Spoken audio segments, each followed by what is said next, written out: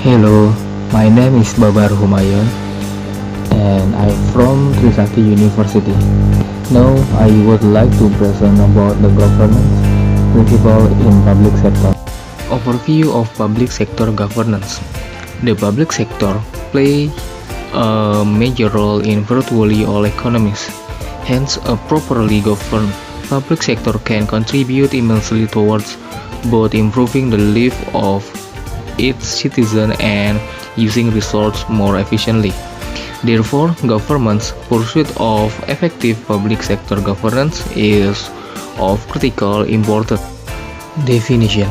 I take a definition of the Institute Internal Auditors because it's most comprehensive one to explain of public sector governance. Public sector governance encompasses the policy and procedures used to direct an organization activities to provide reasonable assurance that objectives are met and that operations are carried out in an ethical and accountable manner. Objective.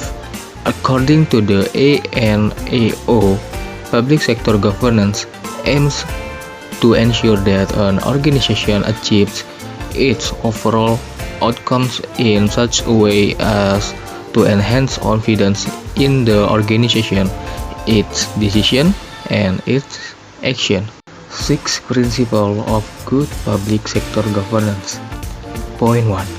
Rule of law. A cornerstone principle of good governance is the rule of law. Under the rule of law, individuals and government submit to, obey, and are regulated by law, and not arbitrary action by an individual or a group of individuals. Thus, the rule of law means that the law is above everyone and is applied fairly to everyone, whether governor or governed. Point 2. Transparency or openness. The principle of transparency or openness in government responds to the citizens' right to have access to information about what the government is doing and how decisions have been reached. In this regard, government officials should be as open as possible about their decision, action, and transaction, providing reason for them. Point 3. Accountability.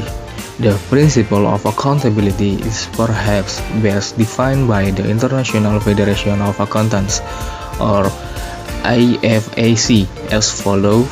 Accountability is the process whereby public sector entities and the individuals within them take responsibility for their decision and action, including their stewardship of public funds and all aspects of performance, and submit themselves to appropriate external scrutiny.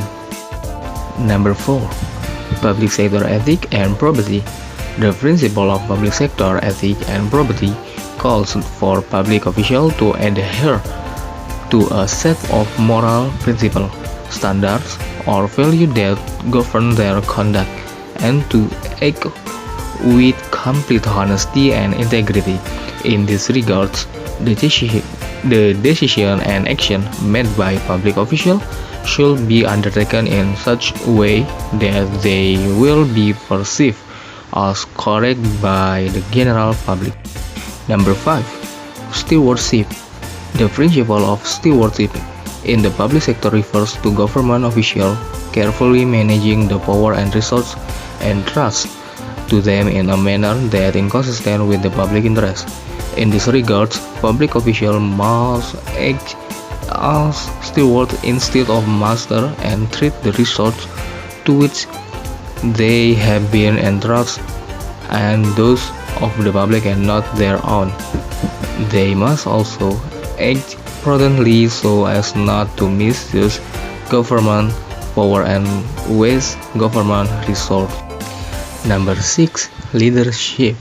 The principle of leadership in the public sector refers to setting the tone at the top, whereby leaders within the public service promote and support the principle of good public sector governance by leadership and example.